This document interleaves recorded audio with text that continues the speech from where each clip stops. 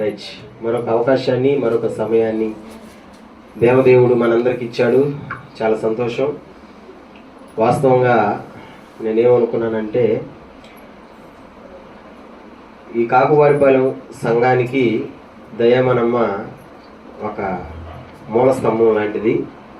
ఆమె ప్రభువునందు నిద్రించింది 10వ తేదీ అన్న పోయిన సంవత్సరంలో జూన్ 10. నేను పాస్టర్స్ మీటింగ్కి పోతా ఉన్నా.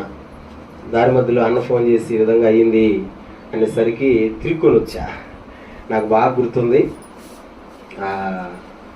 నేనేమనుకున్నానంటే, ఆ తల్లితోనే పోయింది, ఇంకా ఇంట్లోకి మనం రాలేము అని నేను అనుకున్నాను. కానీ 2 రోజుల క్రితం అన్న ఫోన్ చేసి మా అమ్మ జ్ఞాపకార్థ పుటం తప్పక రావాలయ్యా అని అంటే, ఏదో ప్రార్థన ఉన్నా సరే దాన్ని అట్ట కొంచెం అట్ట ఆపుకొని రావడం జరిగింది. చాలా సంతోషం. దయామనమ్మ లేకపోయినా ప్రభు దగ్గర ఆమె ఉన్నా సరే, ఆమె కుటుంబంలో మరొకసారి వాళ్ళ కుమారుడు, కోడలు, వాళ్ళ కూతురు అందరూ కలిసి ఈ ప్రార్థన పెట్టుకోవడం నాకైతే చాలా సంతోషం. ఆమె కోరిక ఇది. ఎవరి కోరిక? ఆమె కోరిక ఇది. అందుకనే కోడల్ని నడిపిస్తుంది చర్చికి. మనవరాళ్ళు వీళ్ళు చిన్న చిన్న బిడ్డలు ఇప్పుడు పెద్దోళ్ళు అయిపోయినారు. మాట్లాడని కూడా మాట్లాడడం, పలకను కూడా పలకడం వల్ల. ఆయన ఆడినాడు అసలుకి, ఆయన అసలు కనిపించలే. పెద్దోళ్ళు అయిపోయారు, చిన్న చిన్ని బిడ్డలు. నేను అన్నాను, ఏడుస్తుంటారు, రిస్క్ పడదా దయామనమ్మ నీకు అంటే, ఆ తల్లి అనేది, నాయనా ఇప్పుడు మనం చూపిస్తే కదా రేపు వాళ్ళకి తెలుస్తుంది అని. కానీ ఆమె ఆశ మీరు నెరవేరుస్తారని నేను అనుకుంటున్నా. చాలాసార్లు నాకు ఆడ ఏడ్చి మరీ ఒక మాట చెప్పేది. ఏం చెప్పేదంటే, చనిపోయిన వాళ్ళ గురించి అబద్ధం చెప్పకూడదు, నేను అసలు చెప్పను కూడా. ఆమె ఏం చెప్పేదంటే, నైనా మా ఇంటి కోసం ప్రార్థన చేయండి, మా ఇల్లు రక్షించబడాలా, ముఖ్యంగా నా కొడుకు మారాలా, నా కొడుకు కోసం ప్రార్థన. ఎంత ఆశ ఆమెకి కదా, ఎంత ఆశ, ఎంత ఆశ. నేను అనుకుంటాను, ఆ ఉన్న రోజు అసలు ప్రార్థనలో కూర్చోవాలి సురేష్ అన్న. ఈరోజు కూర్చోమన్నాడు. నేను అందుకని కూర్చోబెట్టాలనేసి కూర్చోబెట్టినాను. నిజంగా ఆ తల్లి ఎక్కడున్నా సరే, ఆ తల్లి ఆత్మ సంతోషిస్తుంటుంది ఈరోజు. ఎందుకో చెప్పండి? వాళ్ళ కుటుంబం అంతా, వాళ్ళ కొడుకు సహా కూర్చొని వాక్యం అంటున్నాడు కదా, కూర్చొని వాక్యం ఉన్నాడు. నిజంగా సంతోషిస్తుంది. ఆమె మార్గాన్ని చూపించింది దేవుని సన్నిధికి. అక్కడిని కూడా తీసుకొచ్చింది. చాలా చక్కగా చదువుతుంది అక్క వాక్యం. మీకు తెలుసో తెలియదు, మా గంగన పనులు తెలియదేమో. అక్క చాలా చక్కగా చదువుతుంది, చాలా చక్కగా తీస్తుంది. ఇప్పుడు మర్చిపోతుందేమో, ఎందుకంటే 2-3 సంవత్సరాలు అయిపోయింది కదా. రైట్, చాలా సంతోషం. ఆమెని జ్ఞాపకం చేసుకుంటూ ఆమె చాలా పాటలు పాడుతుంది. కానీ ఆమెకి ఇష్టం వచ్చిన రాగంలో పాడుతుంది. కానీ ఆమె పాడే పాటల్లో ఒక పాట మనం పాడుకున్నాం, తర్వాత దేవుని వాక్యాన్ని మనం విందాం. ఆమె చాలాసార్లు పాడే పాట, నీ వాక్యమే నన్ను బ్రతికించెను అనే పాట పాడుతుంది. ఆమె ఒక పల్లవి, ఒక చరణాన్ని పాడుకున్నాం. ఎందుకంటే ఆమెకి ఇష్టమైన పాట కదా, ఆమె జ్ఞాపకార్థం కూటం కాబట్టి కలిసి పాడుకుంటూ దేవుని స్తుతిద్దాం. పాడదామా? నీ వాక్యమే నన్ను బ్రతికించెను, బాధలలో నెమ్మదినిచ్చెను. తప్పని అందరం ఒకేసారి కొట్టాలి.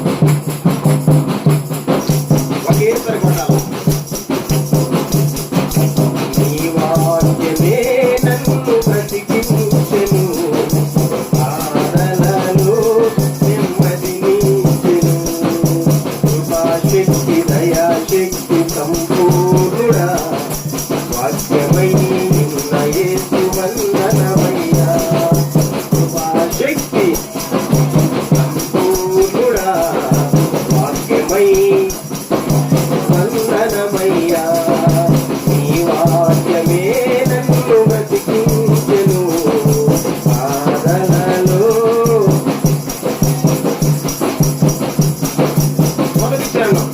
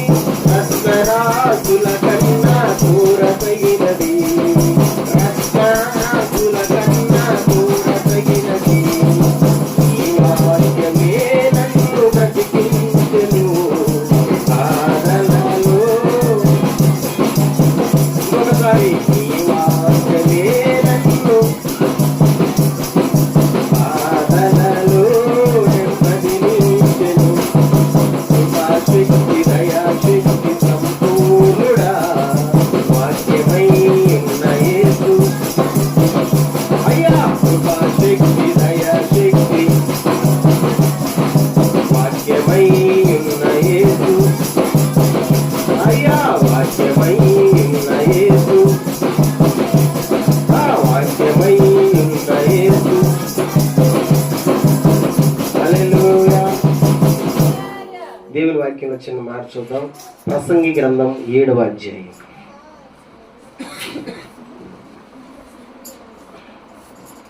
కాసేపు చక్కగా దేవుని మాటలు మీరందరూ వినాలని నేను మనవి చేసుకుంటున్నాను. లేచి తిరగకండి, సెల్ ఫోన్ ఉంటే స్విచ్ ఆఫ్ చేసి పెట్టండి. ప్రసంగి గ్రంథం 7వ అధ్యాయం 1-2 వచనాలు చదువుదాం.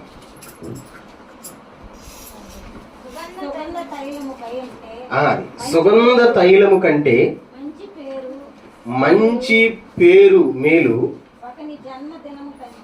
ఒకని జన్మదినము కంటే మరణ దినమే మేలు. విందు జరుగుచున్న ఇంటికి పోవడం కంటే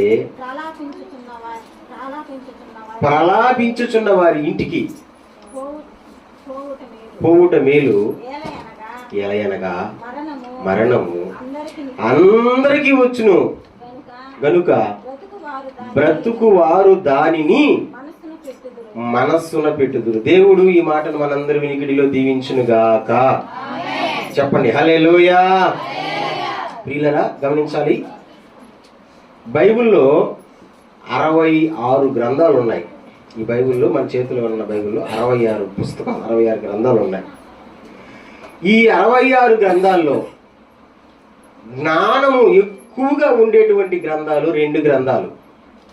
ఆ 2 గ్రంథాల్లో జ్ఞానం బాగా ఎక్కువ దొరుకుతుంది. ఒక గ్రంథం సామెతల గ్రంథం, ఇంకో గ్రంథం ప్రసంగి గ్రంథం. ఇప్పుడు మనం చదివింది ఏ గ్రంథంలోది? ప్రసంగి గ్రంథంలోది.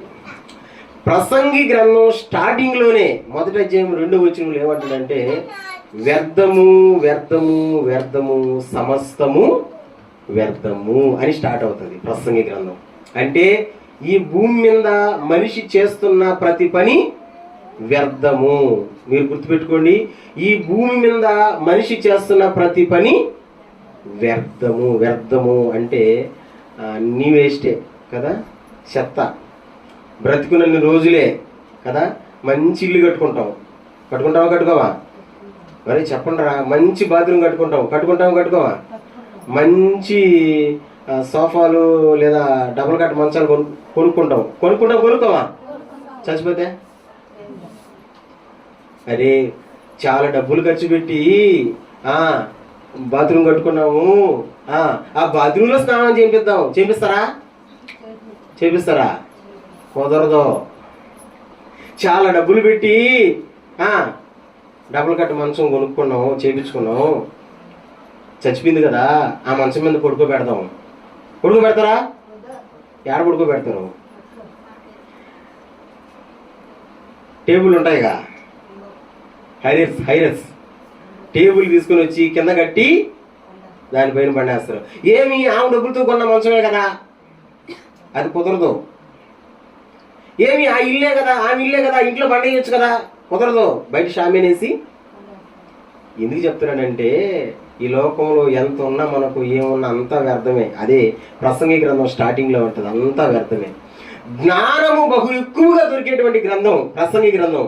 అందుకే ప్రసంగి గ్రంథం 7వ అధ్యాయంలో చాలా చక్కని మాట, ఒక మాట మనం చదివాం. ఏందా మాట అంటే, ఒకని జన్మదినము కంటే మరణ దినము మేలు. చాలా మంది ఏం చేస్తారంటే పుట్టినరోజులు చేసుకోరా? చెప్పండి మా, ఈకుండే వాళ్ళు ఎంతమంది పుట్టినరోజులు చేసుకుంటారు ప్రతి సంవత్సరం? చేసుకోరా? హల్లెలూయా. ఎట్ట చేసుకుంటారు పుట్టినరోజులా? కేక్ తీసుకొని వచ్చి కేక్ మీద మైలుపూతి వెలిగించి దాన్ని ఏం చేస్తారు? నాకు తెలియక అడుగుతాను, మీకు ఎవరికైనా ఈ రహస్యం తెలుసా, దాని సత్యం తెలుసా? కేక్ మీద మైలుపూతి పెట్టి ఎందుకు ఒప్పుతారు? ఎందుకు ఒప్పుతారు మీకు తెలుసా? అసలు మీకు తెలుసా? మీరు ఏదో కేక్ మీద మైలుపూతి పెట్టి పూలు ఓస్తారే కానీ ఓదమంటే దాని అర్థం తెలుసా? నేను చెప్పనా ఎందుకు ఒప్పుతామంటే, దేవుడు నీకు ఇచ్చిన ఆయుష్లో 1 సంవత్సరం పోయింది, తగ్గిపోయింది, అది ఓపడం. 1 సంవత్సరం అనండి, 1 సంవత్సరం అది మనం ఓదడం. మనోళ్ళు గట్టిగా ఏదో అబ్బా సెలబ్రేషన్ లాగా చేసుకుంటారు. దాని రహస్యం తెలిసిన వాళ్ళు ఏం చేస్తారంటే, అసలు నిజంగా సంతోషించాల్సిన రోజు కాదు అది. నన్ను అడిగితే పుట్టినరోజు ఎందుకంటే అయ్యో దేవుడు నాకు ఇచ్చిన ఆయుష్లో 1 సంవత్సరం పోయిందే, అది నిజంగా బాధపడాల్సిన రోజు. కానీ మన వాళ్ళు ఈదులో పెడతారే సెలబ్రేషన్ మొహానికి. చెప్పండి, ఇప్పుడు కొత్తగా గ్యాస్ ఒకటి వచ్చింది, ఫోన్ వస్తారు కదా, అటు కొట్టే స్ప్రే, అటు ఊది మొహాన్ని కలిపిన వాళ్ళు ఉండరు, ఒళ్ళు కలిపిన వాళ్ళు ఉండరు. వాళ్ళు సంతోషంతో కేరంతలు పడుతున్నారు. అసలు సిసలైనటువంటి సత్యం ఏంటంటే, ఒరే బాబు, దేవుడు నీకు ఇచ్చిన ఆయుష్లో 1 సంవత్సరం తగ్గిపోయిందిరా, 1 సంవత్సరం తగ్గిపోయింది. సెలబ్రేషన్ చేసుకుంటాం. కానీ సొలొమోన్ అంటాడు, ఏమంటాడంటే, పుట్టినరోజు కంటే, అంటే ఒకని జన్మదినము కంటే, ఒకసారి చదివే వాళ్ళందరూ చదవండి ఆ మాటని, భలే మాట కదా. 7వ అధ్యాయం మొదలు వచ్చిన రెడీ స్టార్ట్. ఫస్ట్ వచ్చిన స్టార్టింగ్, 7వ అధ్యాయం మొదలు వచ్చిన ఫస్ట్ స్టార్టింగ్. సుగంధ తైలము కంటే, అందరూ మంచి పేరు మేలు, సౌండ్ పెట్టండి, ఒకని ఒకని జన్మదినము కంటే. ఈరోజు చెప్పండి, ఈరోజు పుట్టినరోజా మరణించిన రోజా? బైబిల్ ప్రకారం ఎత్తుకుంటే మంచి రోజా చెడ్డ రోజా? మంచి రోజు. ఇదంతా సెలబ్రేషన్ చేసుకోవాలి అసలు మనం, అర్థం కదా? దీన్ని సెలబ్రేషన్ చేసుకోవాలా? దీన్ని మనం సెలబ్రేషన్ చేసుకుంటామా? యేసుక్రీస్తుని ఏమైనా కేక్ తెచ్చావా? ఎందుకు తెస్తావా? ఎందుకంటే ఇది సెలబ్రేషన్ చేసుకునే. కానీ బైబిల్ అంటుంది జన్మదినము కంటే మరణదినం. ఇది ఈరోజు జ్ఞాపకం చేసుకుంటాం, జ్ఞాపకార్థం.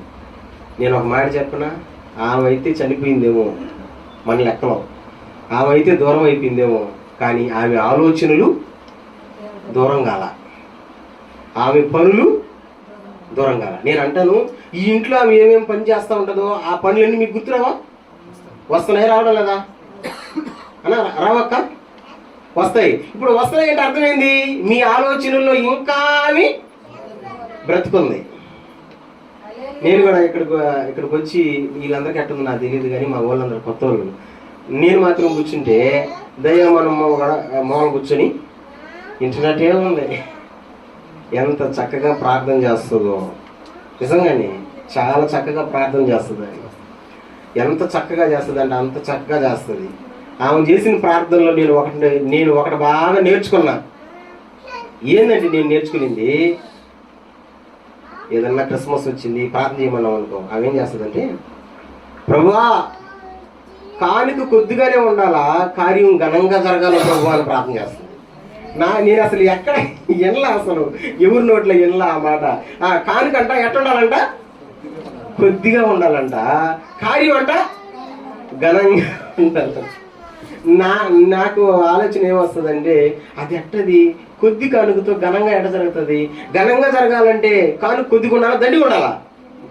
కానీ ఆమె ప్రార్థన చేస్తుంది చూడ, ఒక్కొక్కరిలో ఒక్కొక్క తలంతు ఉంటుందంట, అట్లా ప్రార్థన చేస్తుంది. ఎంత ప్రార్థనా కొండరాలో రోజు ప్రభువు నన్ను నిధించా ఉన్నది. దేవునికి స్తోత్రం.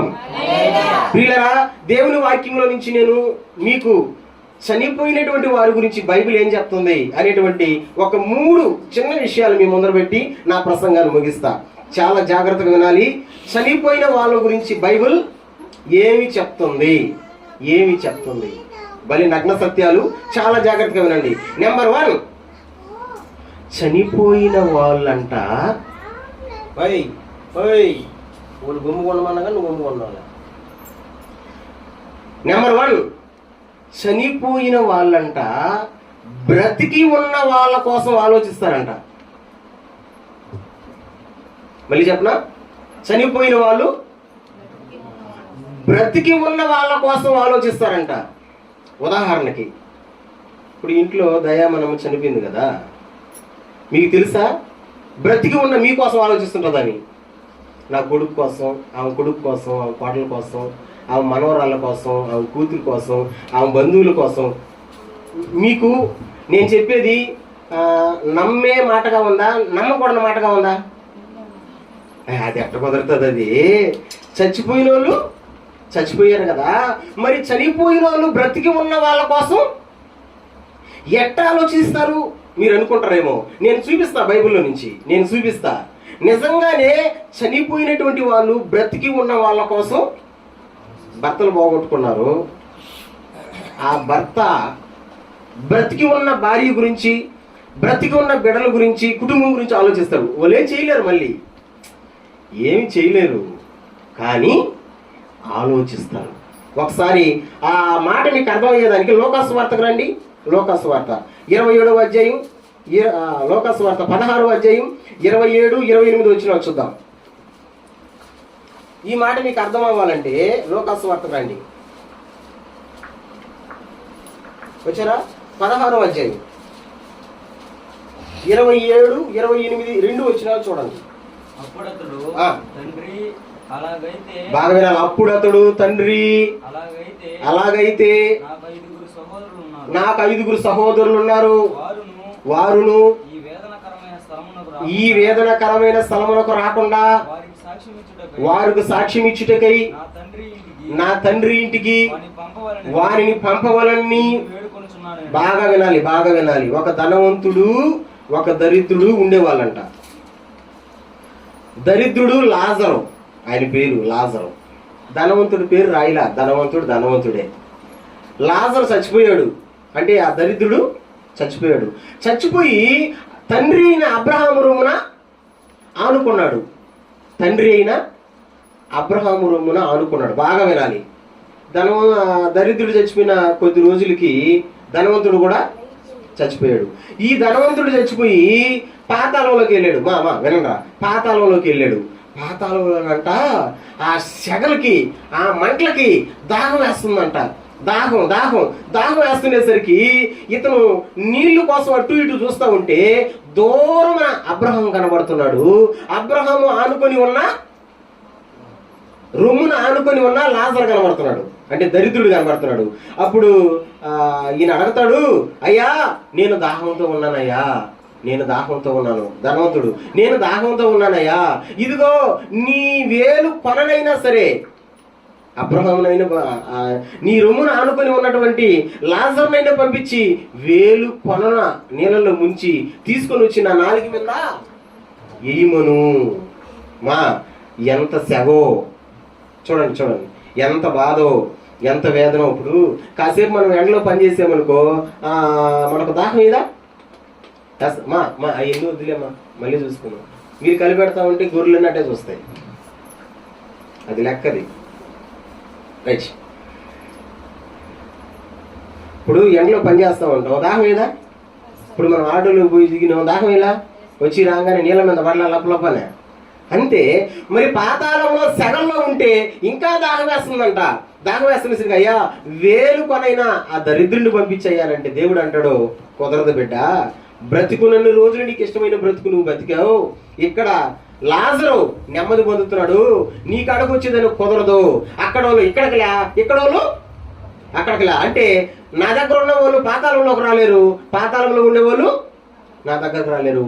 మధ్యలో పెద్ద అగాధం ఉంది అని అంటే ఆ వేతన పడుతున్న ధనవంతుడు ఆత్మ, బాగా వినండి, వేతన పడుతున్న ధనవంతుడు ఆత్మ ఏమని చెప్తుంది? ఇప్పుడు చదవండి ఆ మాటని. పాతాళంలో ఉన్న ధనవంతుడు ఆత్మ ఏమని చెప్తుంది? ఇందాక నేను చూపించిన రెఫరెన్స్ 27 వచ్చిన. అప్పుడు అతడు బాగా వినాలి, ధనవంతుడు ఆత్మ పాతాళంలో నుంచి దేవునికి మొరపెడుతుంది. తండ్రి అలాగైతే నాకు 5 సహోదరులు ఉన్నారు, వారును ఈ పాతాళంలోకి రాకుండా వారికి సాక్ష్యం ఇచ్చుటకై నా తండ్రి ఇంటికి వాళ్ళని పంపవాలని. చూసారా ఆత్మ ఏమని చెప్తుంది దేవునికి? అయ్యా నాకు 5 సహోదరులు ఉన్నారు. ఎక్కడ ఉన్నారు వాళ్ళు?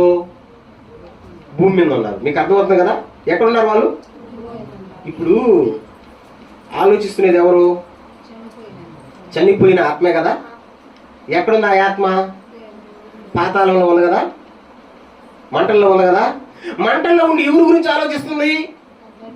బ్రతికున్న వాళ్ళ గురించి ఆలోచిస్తుంది. అయ్యా నేను జరిగి వచ్చేసాను ఈ వేదనకరమైన స్థలంలోకి, నేను జరిగి వచ్చేసాను, నాకు 5 మంది ఉన్నారు సహోదరులు, నేను తెలియక భూమి మీద ఇష్టం వచ్చినట్టు బ్రతికిన, నాకు ఇష్టం వచ్చినట్టు బ్రతికి ఈ పాతాళంలోకి వచ్చేసిన. అయ్యా నేను చేసిన తప్పు నా సహోదరులు కూడా చేస్తే వస్తారేమో ఇక్కడికి. ఏ తప్పు? నాకు ఇష్టమైన బతుకు. ఈరోజు చాలా మంది అట్టే బతుకుతున్నారు. దేవునికి ఇష్టమైన బతుకులు బతకడంలా, ఎవరికి ఇష్టమైన బతుకులా?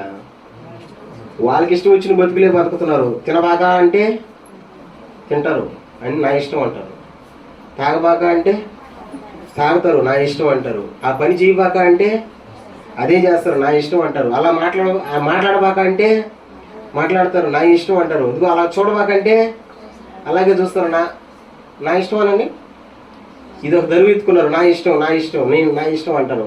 నీకు ఇష్టం వచ్చినటువంటి బతుకు. ధనవంతుడు కూడా ఓడికి ఇష్టం వచ్చినట్టే బతికాడు. ఎక్కడికి వెళ్ళాడు? పాతాళంలోకి వెళ్ళాడు. పాతాళంలోకి వెళ్ళి చనిపోయినటువంటి ఈ వ్యక్తి బ్రతికి ఉన్న వాళ్ళ గురించి ఆలోచిస్తున్నాడు. ఇప్పుడు చెప్పండి, చనిపోయిన వాళ్ళు బతికి ఉన్న వాళ్ళ గురించి ఆలోచిస్తారా, ఆలోచించరా? బైబిల్ ఎంత బాగా చెప్పిందో చూడండి. ఇప్పుడు ఆ లెక్క ఈ ఇంటికి వేసుకోండి, మీకు వేసుకోండి. ఇప్పుడు సురేష్ అని అనుకోవచ్చు, మా అమ్మ చచ్చిపోయింది, మా అమ్మ లేదు అని అనుకోవచ్చు. ఆమె లేదని అనుకుంటున్నావేమో, ఆమె నీ గురించి అరే నా బిడ్డ ఎట్టున్నాడో, ఇంకా అట్టే ఉన్నాడా, మరేడా, ఎలా ఉన్నాడు? నేను చెప్తాను నిజంగా, ఈరోజు నిజంగా సంతోషిస్తుంటాను. ఎందుకంటే చక్క ప్రార్థనలకు వచ్చినాడు. నేను ఇంచుమించు 20 సంవత్సరాల నుంచి వస్తున్నా ఈ కాగోవారిపల్లి పాస్టర్గా. కానీ నేను ఒక్కసారి కూడా చూడలేదు కదా కూర్చొని. కొన్ని కోరికలు మనం ఉన్నప్పుడు నెరవేరమంట. ఇందాక మేము వస్తా ఇసాకయ్య నేను అదే మాట్లాడుకుంటూ వస్తున్నాం. బ్రిడ్జి చూసి ఎప్పుడు రెడీ అవుతుంది ఈ బ్రిడ్జి, ఎప్పుడు వస్తుంది అని అంటే నేను అన్నాను, మనం చచ్చిపోయి మన బిడ్డలకు పెళ్ళిళ్ళు ఓలి బిడ్డల కాలంలో వస్తుందేమో, ఖచ్చితంగా మాత్రం మన కాలంలో రాదు. మనం ఆ గతుకుల రోడ్లోనే తిరగాల, మన గుండెకాయలు అదిరిపోవాలా, మన శరీరం అదిరిపోవాలా. మనం పోయిన తర్వాత మన పిల్లల కాలంలో కొన్ని కోరికలు మనం అనుకున్నప్పుడు జరగవు, మనం లేనప్పుడు జరుగుతాయి. అందుకే బైబిల్ ప్రకారం చూస్తే చనిపోయినటువంటి వాళ్ళు బ్రతికి ఉన్న వాళ్ళ గురించి ఆలోచిస్తారు. నేను అంటాను, బిడ్డ కుటుంబీకులారా, మీరేమనుకుంటున్నారేమో, చనిపోయింది దయమనం అనుకుంటున్నారేమో. ఆమె మీకు దూరం అయిపోతే అయిపోవచ్చు, కానీ ఆమె ఎక్కడ ఉన్నా సరే మీ గురించి ఆలోచిస్తుంటది. చూడ, మీ గురించి అది బైబిల్లో నుంచి మీకు చూపించా. చనిపోయినటువంటి ధనవంతుడు ఆత్మ ఎవరి గురించి ఆలోచిస్తుంది? బ్రతికి ఉన్న సహోదరుల గురించి ఆలోచిస్తుంది. దేవునికి స్తోత్రం. రెండో సందర్భం, ఒక సందర్భం చెప్పా చనిపోయిన వాళ్ళ గురించి. ఏంది ఆ సందర్భం? చనిపోయినటువంటి ఆత్మలు బ్రతికి ఉన్న వాళ్ళ గురించి ఆలోచిస్తాయి. రెండో సందర్భం చూద్దాం. రెండో మాటగా యోహాను సువార్త చూడండి,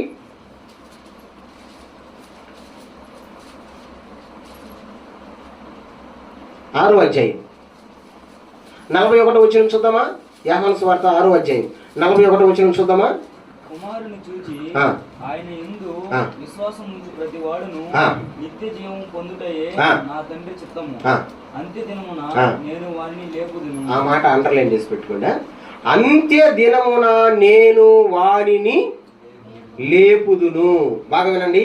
ఒక రోజు రాబోతుంది, బాగా వినాలా, ఒక రోజు రాబోతుంది. అది ఏ రోజు అంటే యేసుక్రీస్తు మధ్యాకాశంలోకి రాబోతున్నాడు. యేసుక్రీస్తు మధ్యాకాశంలోకి వచ్చి ఒక బూర ఊదబోతున్నాడు.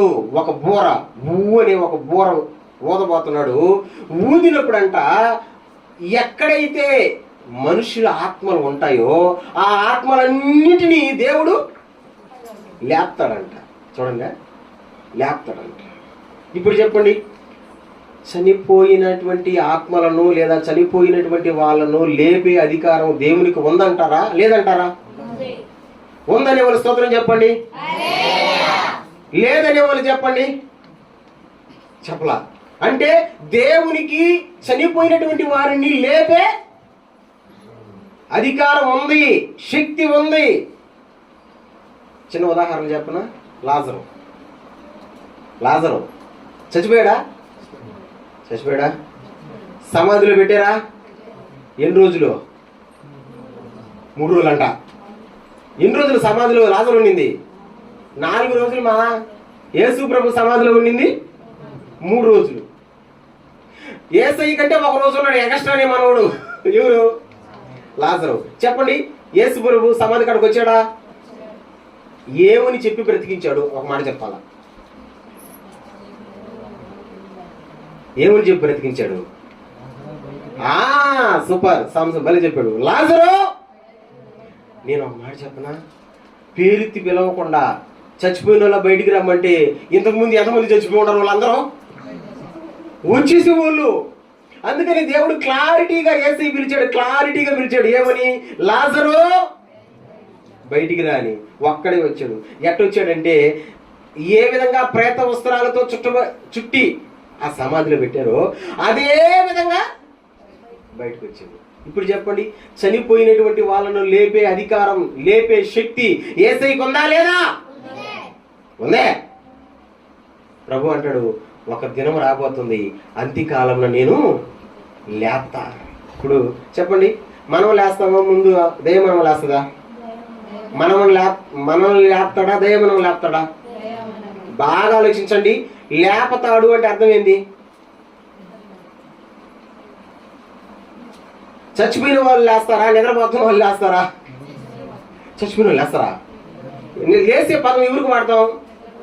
దేవుని లెక్కలో దయ మనం ఏం చేస్తుందంటే నిద్రపోతుంది. అందుకని యేసుక్రీస్తు ప్రభు యాయీరు కుమార్తె కాడికి ఒక మాట అన్నాడు కదా, చిన్నదానా లెమ్ము అన్నాడు. ఎందుకు అన్నాడంటే, మరణాన్ని యేసయ్య దేంతో పోల్చాడు? నిద్రతో. అందుకని ఒక రోజు వస్తుంది, ఆ రోజు నేను లేపతా. దేవునికి స్తోత్రం. మంచిగా చెబుదాం, దేవునికి స్తోత్రం. ఎక్కడెక్కడ ఉన్నారు చనిపోయిన వాళ్ళు? నిజంగా ఈ భూమి మీద ఎక్కడెక్కడ ఉన్నారు. ఎక్కడెక్కడ ఉన్న వాళ్ళని అందరినీ కూడా, ఇప్పుడు ఉదాహరణకి కొంతమంది ప్రయాణం చేస్తా రోడ్డు యాక్సిడెంట్లు పోయి ఉంటారు. పోయినరా? వాళ్ళని తీసుకొని ఎక్కడో దగ్గర పాతి పెట్టుంటారు. అక్కడి నుంచి దేవదేవుడు ఏం చేస్తాడు? వారిని లేపుతాడు. ఇంకొంతమంది సముద్రంలో ప్రయాణం చేస్తూ ఉంటారు, చనిపోతారు. అప్పుడు ఏం చేస్తారు? వాళ్ళని భూమి మీద తీసుకొస్తారా? తీసుకురారు. ఏం చేస్తారు? ఆ సముద్రంలోని ఖననం చేసేస్తారు, పారేస్తారు. ఇప్పుడు ఆ చనిపోయినటువంటి వాళ్ళు ఎక్కడ ఉంటారు? ఎక్కడైతే వాళ్ళని వేసేసారో ఆడుంటారు. ఇప్పుడు అక్కడి నుంచి లేపుతాడు. మీరు నమ్ముతారా ఈ మాట? ఆత్మలు ఉంటాయి అక్కడక్కడ లేపుతాడని నమ్ముతారా? సరే, నేను చూపిస్తాను చూడండి. ప్రకటన గ్రంథం చూడండి, దానికి క్లారిటీ మనం చూద్దాం. ప్రకటన గ్రంథం 20వ అధ్యాయం 13వ వచనం. ప్రకటన గ్రంథం 20వ అధ్యాయం 13వ వచనం. తీసిన వాళ్ళు ప్రకటన గ్రంథం 20వ అధ్యాయం 13వ వచనం. బాగా వినాలి. సముద్రము తనలో ఉన్న మృతులను అప్పగించును. మరణము పాతాళ లోకమును వాటి వశమున ఉన్న మృతులను అప్పగించును అంటే యేసుక్రీస్తు వచ్చి బోర ఊదినప్పుడు ఇవన్నీ అప్పగించాలంట. ఏమన్నా అప్పగించాలా? నీళ్ళల్లో ఉన్న వాళ్ళు సముద్రం అప్పగించాలా? భూమి మీద ఉన్న వాళ్ళు భూమి అప్పగించాలా? పాతాళంలో ఉన్నటువంటి వాళ్ళు పాతాళము అప్పగించాలా? ఉందా మాట? ఉందా లేదా? ఎస్. ఒక రోజు రాబోతుంది, చనిపోయినటువంటి వాళ్ళ గురించి బైబిల్ ఏం చెప్తుందంటే, ఆ రోజున వాళ్ళు ఖచ్చితంగా లేస్తారు, లేపబడతారు. దేవదేవుడు వాళ్ళని లేపతాడు. దేవునికి స్తోత్రం. మంచిగా చెప్పండి హల్లెలూయా. చనిపోయిన వాళ్ళ గురించి 2 విషయాలు చెప్పాయి. ఇప్పటికి చెప్తారా? నెంబర్ 1, చనిపోయిన వాళ్ళ గురించి బైబిల్ ఏమంటుంది? అయ్యా, చనిపోయిన వాళ్ళు బ్రతికి ఉన్న వాళ్ళ గురించి ఆలోచిస్తారు. సూపర్. నెంబర్ 2, ఒక రోజు రాబోతుంది, ఆ రోజున దేవుడు వాళ్ళని లేపుతాడు. సూపర్. లాస్ట్ గా ఇంకొక విషయాన్ని చూద్దాం. చనిపోయిన వాళ్ళ గురించి బైబిల్ ఏం చెప్తుంది? ప్రకటన గ్రంథం 14వ అధ్యాయం 13వ వచనం. ప్రకటన గ్రంథం 14వ అధ్యాయం 13వ వచనం.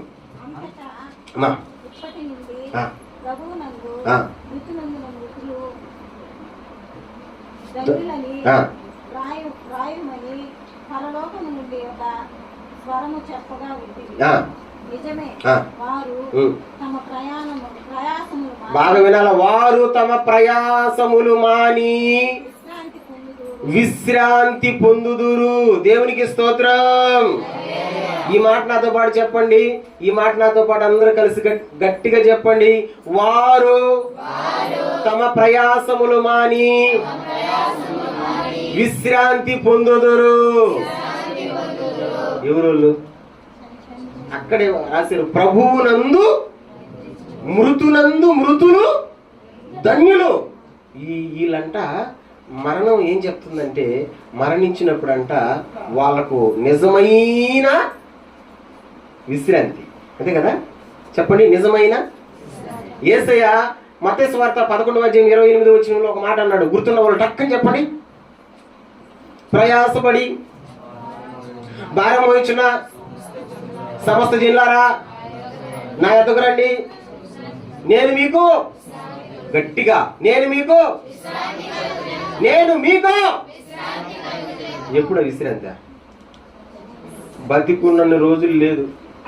గుర్తుపెట్టుకోండి, మనిషికి బ్రతికి ఉన్నన్ని రోజులు విశ్రాంతి లేదు. నమ్ముతారు ఈ మాట? డాక్టర్లు చెప్తారు మనకు ఏమని, రెస్ట్ తీసుకోమ్మనువా, రెస్ట్ తీసుకో అయ్యా, నీకా రెస్ట్ తీసుకో. ఇప్పుడు చెప్పండి, రెస్ట్ కుదరతుందా? మనకు కుదరతుందా? మీకు ఎప్పుడైనా తలకాయ తిరుగుడు వచ్చినప్పుడు, కాళ్ళు నొప్పులు, చేతుల నొప్పులు వచ్చినప్పుడు డాక్టర్ కాడకపోతే డాక్టర్ చెప్పే ప్రధానమైన మాట ఏంటో తెలుసా? రెస్ట్ తీసుకోవాలా? తీసుకోగలవా? చెప్పండి, తీసుకోగలవా? ఒక పెద్దమ్మ ఉంది మన చర్చికి వచ్చే ఒక తల్లి. మోకాలు నొప్పి వచ్చింది, తనకి మోకాలు నొప్పి. డాక్టర్ గారు పోయి ఎక్స్రే తీస్తే మోక చిప్ప అరిగిపోయిందంట, చిప్ప. డాక్టర్ ఏమన్నాడంటే, అమ్మా నువ్వు పని చేయకూడదు, నువ్వు నడవకూడదు, నువ్వు ఫుల్గా రెస్ట్ తీసుకోవాలా, బెడ్ రెస్ట్, అంటే బెడ్ మీద నుంచి కదలకూడదు అని చెప్పాడంట. ఆమె ఇంటికి వచ్చింది, తిరుగుతుంది, నొప్పి తీస్తుంది, చర్చిలోకి వచ్చి ఆడస్తుంది, నాయనా ప్రార్థన చేయి నాయనా, నాకు నొప్పి తగ్గలేదు నాయనా అని. నేను అన్నాను, డాక్టర్ గారు చూపించుకున్నావమ్మా? చూపించుకున్నా. మరి ఎందుకు తగ్గలేదమ్మా నొప్పి? డాక్టర్ రెస్ట్ తీసుకోమన్నాడు. మరి నీవు రెస్ట్ తీసుకోవచ్చు కదా. రెస్ట్ తీసుకుంటే పొట్ట నెడుతుంది నాయన, రెస్ట్ తీసుకుంటే ఇంటి పనులు ఎట్ట జరుగుతాయి నాయన, రెస్ట్ తీసుకుంటే ఎలా జరుగుతాయి? నిజమే కదా. మనం రెస్ట్ తీసుకుంటే జరుగుతాయా? చెప్పండమ్మా, జరుగుతాయా? మనిషికి రెస్ట్ ఉందా? బ్రతికి ఉన్నన్ని రోజులు మనిషికి విశ్రాంతి లేనే లేదు. ఒకవేళ మనకు నిజమైన విశ్రాంతి ఎప్పుడో తెలుసా? అందుకని వారు తమ ప్రయాసములు మాని విశ్రాంతి పొందుదురు. ఇప్పుడు బ్రతికున్నన్ని రోజులు ఎన్ని టెన్షన్లో కదా. దయా మనకు, ఆమెకే కాదు మనకు కూడా టెన్షన్ లేవా? అయ్యో ఆ బిడ్డ ఎట్ట పోయినాడు, ఈ బిడ్డ ఎట్ట పోయినాడు, మా తమ్ముడు ఎట్ట అయిపోయినాడు, మా వాళ్ళు ఎట్ట అయిపోయినారు, మా పిల్లలు ఎట్ట అయిపోయినారు, అది ఎట్ట పోయింది, ఇది ఎట్ట పోయింది. అసలు ఆలోచిస్తూ ఉంటే నిజంగా నేను చెప్తాను, ఒక్కొక్క రోజు నిద్ర కూడా పట్టబో. ఆలోచనలు ఎక్కువైపోయిన మనుషులు మీరు గమనించండి, నిద్ర కూడా. రోడ్ల మీద తిరుగుతుంటారు కొంతమంది, ఎవరులా మెంట్లోళ్ళు, పిచ్చోళ్ళు, రోడ్ల మీద తిరుగుతుంటలా నిద్రపోతారు వాళ్ళ. నేను ఒకసారి ఒక మాట చదివా, మెంట్లోకి మెంటలు తగ్గాలంటే వాళ్ళు నిద్రపోవాలంట. నిజంగానే నిద్రపోతే మైండ్ రిలాక్స్ అయిపోద్ది, మెంటల్ కంట్రోల్లోకి వచ్చేస్తుందంట. కానీ వాళ్ళు నిద్రపోరు. మనం అందరం నిద్రపోతున్నా సరే వాళ్ళు ఏం చేస్తుంటారా? తిరుగుతా ఉంటారు ఏదో పని. గుడ్లు వేసుకోవాల్సిన శరీరం మీద డబ్బాలన్నీ ఏరుకొని కుట్టుకొని తగిలించుకొని తిరిగే వాళ్ళని చూస్తున్నాను నేను. ఒంటి మీద ఉన్నటువంటి బట్టలు లేకుండా తిరిగే వాళ్ళని చూసిన. ఎందుకంటే ఎక్కువ ఆలోచన అయిపోయి మెంటల్ అయిపోయింది. ఎందుకంటే విశ్రాంతి లేదు నాన్న. బ్రతికి ఉన్నన్ని రోజులు మనకి విశ్రాంతి లేదు. బైబిల్లో ఒక మాట చూపిస్తా, మనిషి బ్రతుకు ఎలాంటి బ్రతుకు అంటే, ఒక మాట యోబు గ్రంథం చూద్దామా? యోబు గ్రంథం 7వ అధ్యాయం 1వ వచనం చూద్దాం. యోబు గ్రంథం 7వ అధ్యాయం 1వ వచనం చూద్దాం. మనిషి బ్రతుకు ఎలాంటిది? భూమి మీద నరుల కాలము యుద్ధ కాలము కాదా? వారి దినములు కూలివాని దినములు వంటివి కావా? తీసిన వాళ్ళందరూ చదవండిరా. భూమి మీద తీలేదు ఇంకా యోబు గ్రంథం 7వ అధ్యాయం మొదటి వచనం. భూమి మీద నరుల కాలము యుద్ధ కాలము కాదా అంటే భూమి మీద మనుషులు బ్రతుకుతున్నటువంటి రోజులు దేంతో పోల్చబడిందంటే యుద్ధ కాలం. అంటే దేంతో ఉన్నాం మనం? యుద్ధం. చెప్పండి దేంతో? అరే గట్టిగా చెప్పండి, దేంతో? ఒక భాష గారు పాట పాడాడు, గుర్తుందా మీకు? ఎత్తుకో యుద్ధము యెహోవాదే, యుద్ధము యెహోవాదే, గట్టిగా యుద్ధము యెహోవాదే, యుద్ధము రాజులు మనకెవ్వరు లేరు, శూరులు మనకెవ్వరు లేరు, రాజులు శూరులు మనకెవ్వరు లేరు, సైన్యములకు అది యెహోవా మనకంట, సైన్యములకు అది యెహోవా మనకంట, యుద్ధము యెహోవాదే, యుద్ధము ఇంకొకసారి బిగ్గరగా యుద్ధము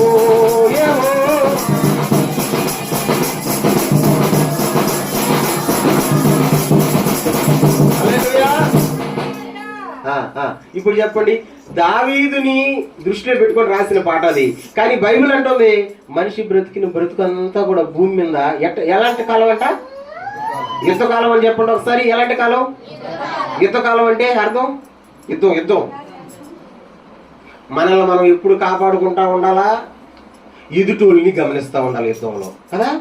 మనం ఆసమాసిగా ఉన్నామంటే మన తలకాయ ఎగిరిపోద్ది, మన కాలన్నా చెయ్యినా ఎగిరిపోద్ది ఆసమాసిగా యుద్ధంలో ఉంటే. అందుకని మనం జాగ్రత్తగా ఉండాలా, ఎదుటోళ్ళని కూడా గమనిస్తాం. యుద్ధం. ఇంకొక మాట రాశారు అక్కడ, మనిషి దినాలంట. చదువునా? మనిషి దినాలు వారి దినములు కూలివాని దినములు. అబ్బాబాబా, మనిషి దినాలంట భూమి మీద. ఏం దినాలు? గట్టిగా చెప్తే కదా, ఏం దినాలు? కూలి. ఎప్పుడైనా విన్నారా ఈ మాట? కూలి. మీరు పోతారా కూలికి పోరా? ఎందుకు పోతారు? డబ్బుల కోసం అంతే కదా. కూలికి ఎందుకు పోతారు? ఎప్పుడు దాకా పని చేస్తారు? కూలి చేతిలో పడిన వెంటనే ఇంకొంటారా? సచ్చినా ఉండరు. ఎందుకంటే ఏం పడిపోయింది చేతిలో? కూలి పడిపోయిన వెంటనే మీ ఇళ్ళకి వస్తారా? మరి మనం భూమి మీద కూడా కూలికే అంటుండేది, కూలి వాడిని తినాలంట. కూలికి వచ్చామంట అంటే కూలి పనికి వచ్చాం. బైబిల్ అదే చెప్తుందా, కూలి పనికి వచ్చాం. ఇక్కడ కూలి మనకు అయిపోయింది అనుకో, పని అయిపోయింది అనుకో, మనం ఎక్కడి నుంచి అయితే వచ్చావో అక్కడికి వెళ్ళాలా.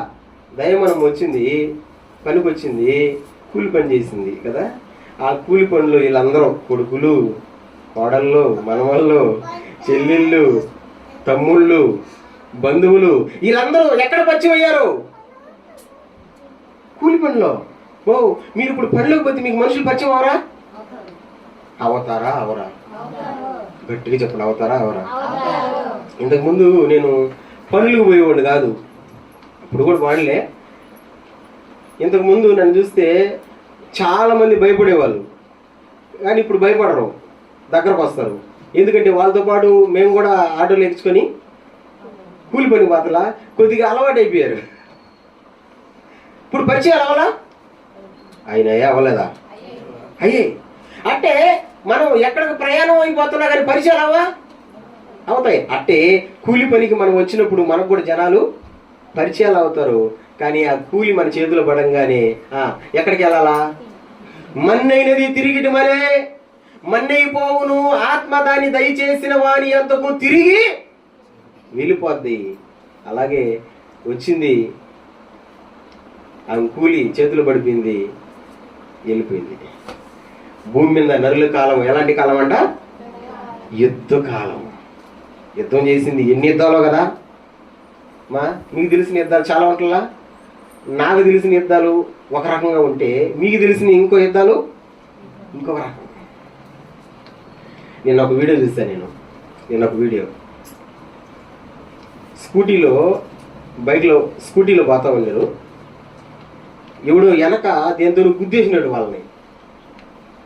ఒకడు కింద పడిపోయాడు, తల పగిలిపోయింది, రంధ్రం అయిపోయింది తల, బ్లడ్ కక్కుతుంది. వాడి తలకి గుడ్డ కట్టేసుకుని జనాలందరికీ దండం పెడుతున్నాడు. ఎందుకు దండం పెడుతున్నాడు చెప్పండి? నన్ను కాపాడండి, నన్ను కాపాడండి, ఎవరో ఒకరు హాస్పిటల్ తీసుకోపోండి, నిన్ను కాపాడండి. మోకాళ్ళ మీద కూర్చుంటున్నాడు, వంగుతున్నాడు, దండం పెడుతున్నాడు. ఒక్కరు కూడా వాడి కండిషన్ చూసి ఒక్కరు కూడా దగ్గరకు రాలా. మరి చచ్చిపోయాడు బ్రతికాడు తెలియదు. అసలు దాన్ని చూస్తుంటే మనసు క్షీణించిపోతుంది. దాని కింద కొటేషన్ ఏమి రాశారో తెలుసా?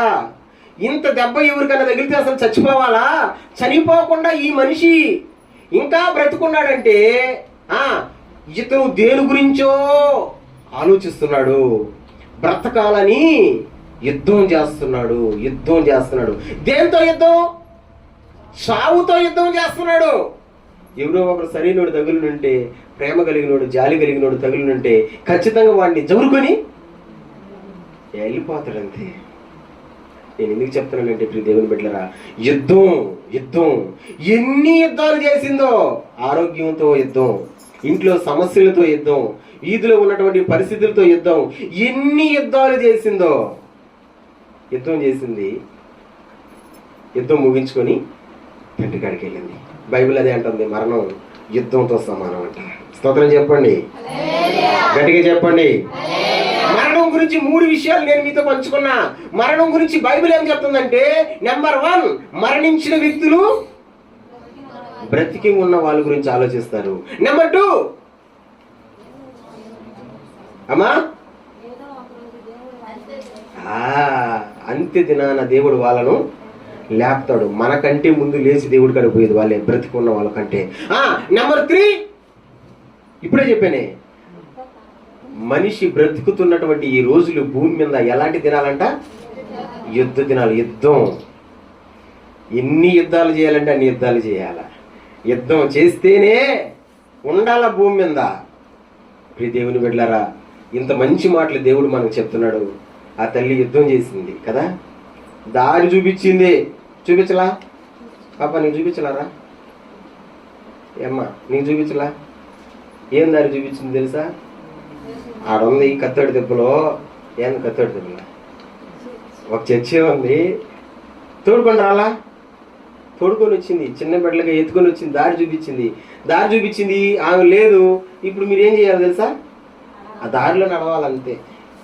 ఎందుకంటే ఇది మా అత్తమ్మ చూపించిన దారి, ఎందుకంటే ఇది మా అమ్మ చూపించిన దారి, అంతే కదా. దారిలో నడవాలా. నా మనసు ఏమనిపించిందో తెలుసా? వీళ్ళు ప్రార్థన పిలవంగానే వాళ్ళు ఎవరు రారు కదా చర్చికి, మనం ఎందుకు పోవాలా అనిపించింది. నా మనసు అనిపించింది, ఎవరు రారు కదా మనం ఎందుకు పోవాలా? బైబిల్లో ఒక మాట చెప్పనా? ఇది చివరి రెఫరెన్స్ ఇంక చదివించను. యాకోబు పత్రిక 4వ అధ్యాయం 8వ వచనం చూడండి.